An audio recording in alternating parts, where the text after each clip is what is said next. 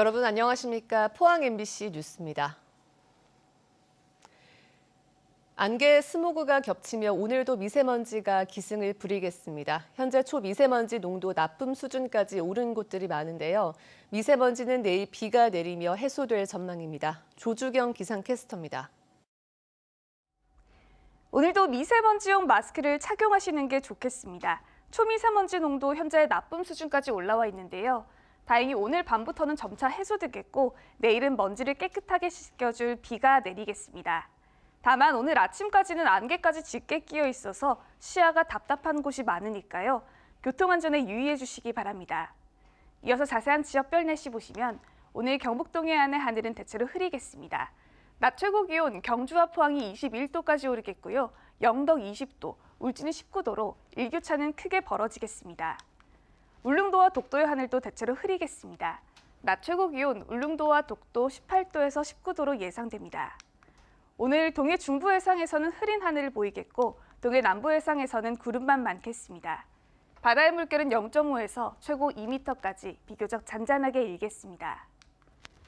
내일부터 시작되는 비는 금요일까지 길게 이어지겠고요. 이번 비는 특히 목요일인 모레 강하게 쏟아질 것으로 보입니다. 날씨 전해드렸습니다. 국방부가 포항 수성 사격장에서 예정했던 주한미군 아파치 사격 훈련을 유예했지만 인근 주민들의 반발은 여전히 거센데요.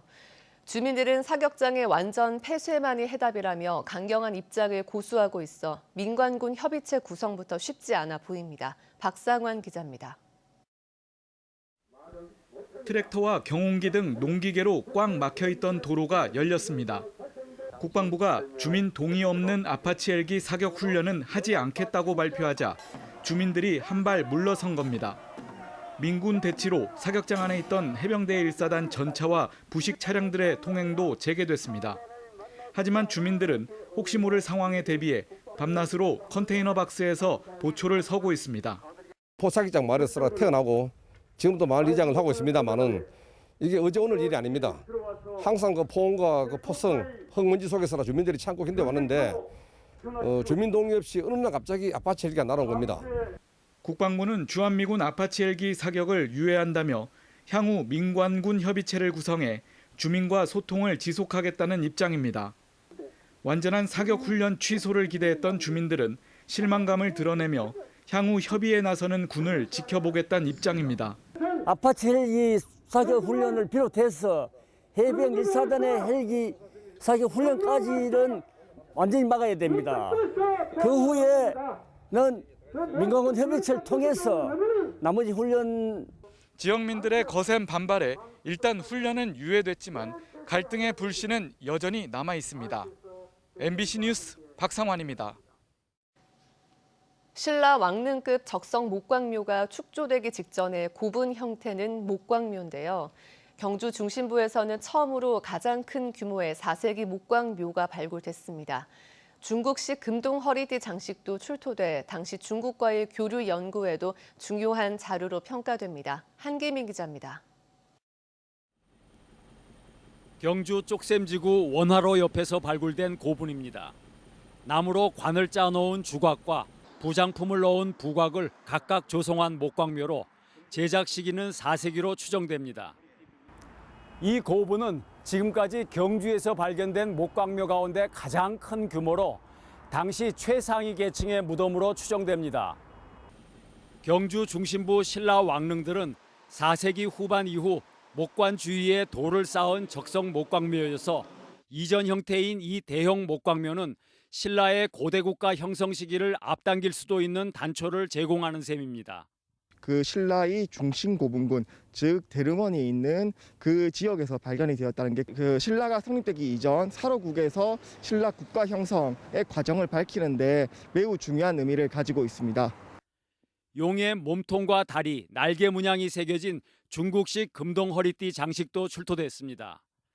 지금까지 김해 대성동 고분에서만 확인된 것으로 당시로서는 중국제 최고급 수입품입니다. 지금까지는 이 경주에서 확인된 사례가 없었는데 경주에서 출토됨으로써 어떤 경주와 중국과의 교섭을 생각하는 데 중요한 교류사적 의미가 있습니다. 또 상당 부분 훼손되거나 도굴됐음에도 불구하고 마구류와 투구, 갑옷 조각, 토기들이 쏟아져 나와 무덤 주인의 위상을 짐작하게 합니다. 이 시기 때 고분에 대한 조사나 연구가 사실 경주 시내에서는 비어있는 공간이거든요. 원화로 동편에 대한 조사도 지속적으로 진행함으로 해서 신라라는 국가가 어떻게 발전해 나갔는지 여기에 대한 연구를 지속적으로 진행할 계획입니다. 학계는 인근 인왕동 지역에 왕묘급 목광묘가 집중돼 있을 것으로 추정하고 신라 국가 발전 과정을 엿볼 수 있을 것으로 기대하고 있습니다. MBC 뉴스 한기민입니다. 한국 전쟁 당시 인천 상륙 작전 성공에 기여한 장사 상륙 작전을 기념하는 전승 기념관이 정식으로 문을 열었습니다. 하자 보수를 둘러싼 법적 분쟁으로 개관이 4년이나 지연됐는데 영덕군은 기념관 일대 전승 기념공원 성역화 사업도 추진합니다. 임재국 기자입니다. 70년 전 학도병들이 나라를 위해 목숨을 바쳤던 영덕군 장사리 해안에 전승 기념관이 문을 열었습니다. 인천 상륙 작전을 앞두고 적을 교란하기 위해 감행된 장사 상륙 작전을 기리는 기념관으로 당시 상륙함인 문산호를 실물 크기로 재현해 조성했습니다. 기념관에는 장사 상륙 작전과 관련된 사진과 문서 등 다양한 자료가 전시돼 있고 당시 전투 상황을 느낄 수 있는 모형과 영상관도 갖춰졌습니다. 상륙 작전에 참전했던 학도병들은 기념관 개관을 환영하며 무명 용사들에 대한 마음의 짐을 다소 덜게 됐다고 말했습니다. 무명 용사들이요. 죽은 사람들은 부모도 없고 국가도 없어. 그러니까 그걸 그냥 산화돼본 그 영형들을 생각하면은 그거 가지고라도 이거 가지고 그걸 좀 보답을 한다 하는 생각에서 그래도 조금 우리가 미안한 감이 조금 덜어지고.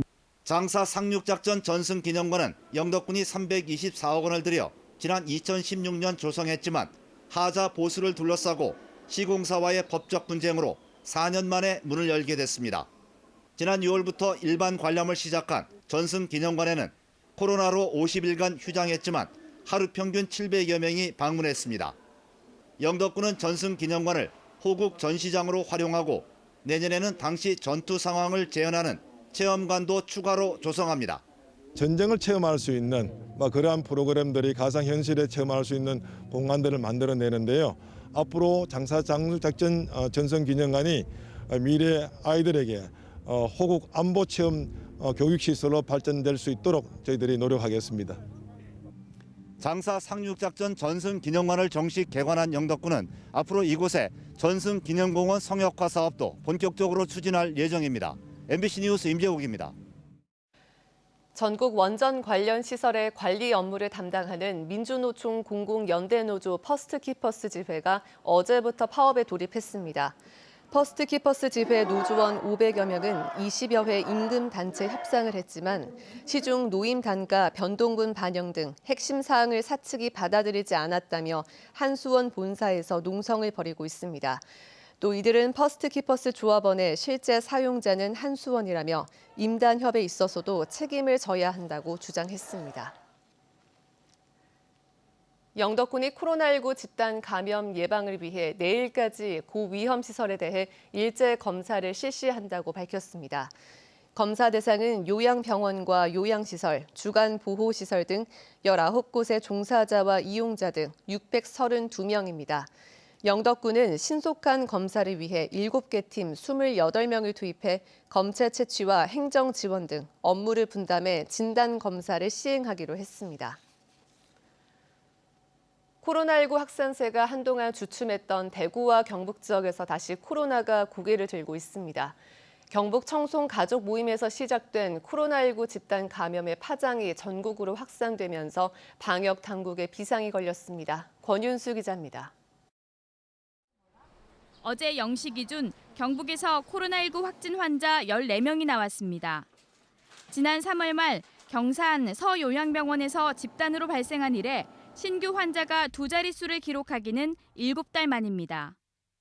역학조사 결과 외국에서 입국한 영천 시민 1명을 빼고는 모두 천안에 한 확진 환자가 다녀간 청송 가족 모임과 관련이 있습니다.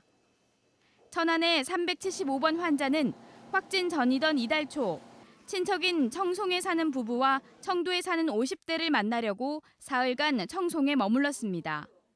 천안으로 돌아가 확진된 뒤 동선을 추적해보니 청송의 부부와 청도 50대도 감염이 확인됐습니다. 연쇄 감염은 여기에 그치지 않았습니다.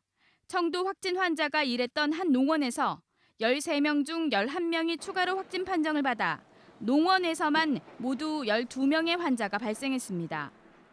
처음 발생하신 분이 때문에 저희가 추가로 검사를 해서 거리에서 11명이 더 나온 거고 2명은 음성이고 이걸로 이제 검사를 다 하신 거예요. 청송 부부와 접촉한 대구 시민 1명도 확진 판정을 받는 등 청송 가족 모임 환자가 전국적으로 19명으로 늘었습니다. 방역당국은 확진 환자의 가족들의 검체도 검사하고 있습니다. 한 농장에서 10명 넘게 환자가 발생한 것을 볼 때 밀접 접촉한 가족에게서 추가 감염 가능성이 높기 때문입니다. 올해 초 청도 대남병원에서 집단 감염을 경험한 청도군엔 비상이 걸렸습니다. 경상북도는 이달 초 천안 확진 환자와 청송, 청도 환자들이 경북 관광지와 음식점, 카페 등 여러 곳을 방문한 사실을 확인하고 접촉자를 자가격리하고 방역했습니다. 청송 가족 모임 연쇄 감염이 어디까지 이어질지 방역당국을 바짝 긴장시키고 있습니다. MBC 뉴스 권윤수입니다. 4년 전 박근혜 정부 때 경제성이 떨어진다며 폐기한 가덕도 신공항 문제가 재점화하고 있습니다. 부산시장 보궐선거를 앞두고 여야 정치권이 가덕도 신공항 지지를 밝힌 데 따른 것인데 국가 중요 사업이 정치 논리에 따라 오락가락하는 것에 대한 우려와 반발이 나오고 있습니다. 윤태호 기자입니다. 2016년 6월 가덕도도 밀양도 아닌 김해공항 확장으로 결론난 영남권 신공항. 하지만 법제처의 유권 해석이 판을 흔들고 있습니다. 김해공항은 주변 산과 충돌할 위험이 있어 확장이 어렵다는 부산시의 주장을 법제처가 받아들인 겁니다.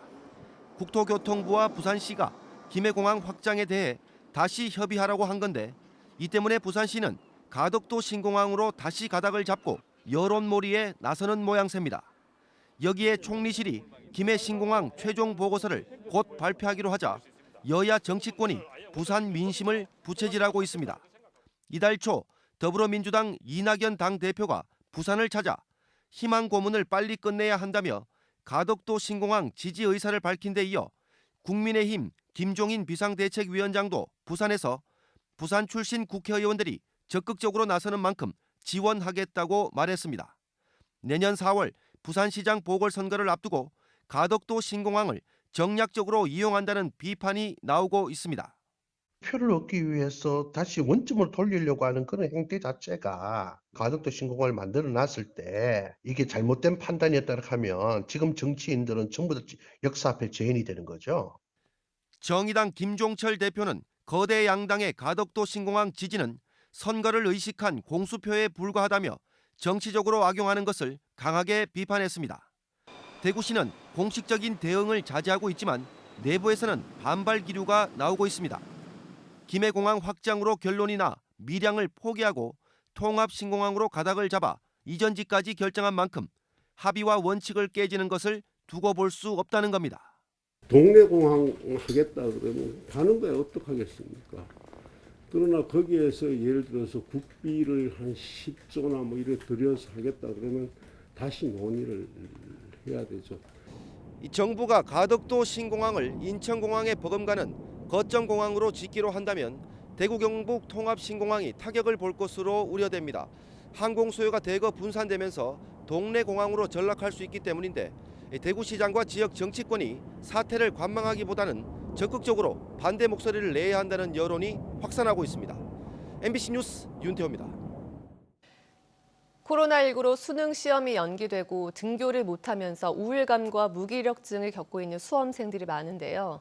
이런 학생들은 꼭 아침밥을 챙겨 먹어야겠습니다. 아침밥을 먹으면 학습 능력이 향상되는 것은 물론 정서적 안정과 신체적 건강에도 도움이 된다는 연구 결과가 나왔습니다. 김경철 기자입니다.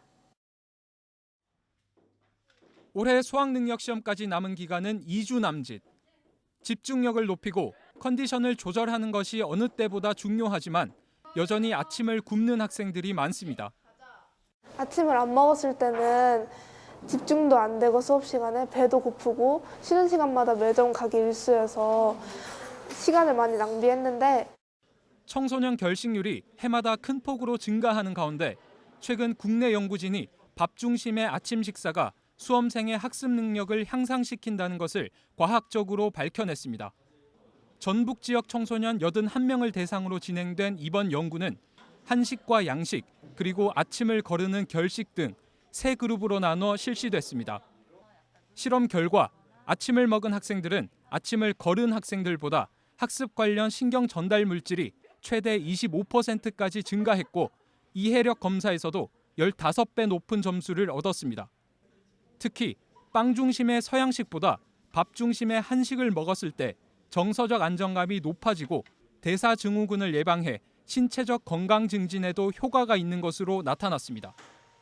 밥 중심 한식을 아침 식사로 섭취를 하였을 때 빵 중심 서양식이나 그 결식군보다 정서적 안정감과 학습 능력을 상승시키는 것을 확인하였고 이번 연구 결과는 올해 5월 과학기술적 가치가 높다고 평가된 SCI급 저널에도 게재됐습니다.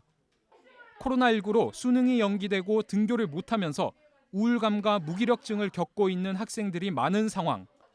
마지막까지 집중력을 잃지 않기 위해서는 밥 중심의 아침 식사를 챙기는 것이 필요합니다. MBC 뉴스 김경철입니다.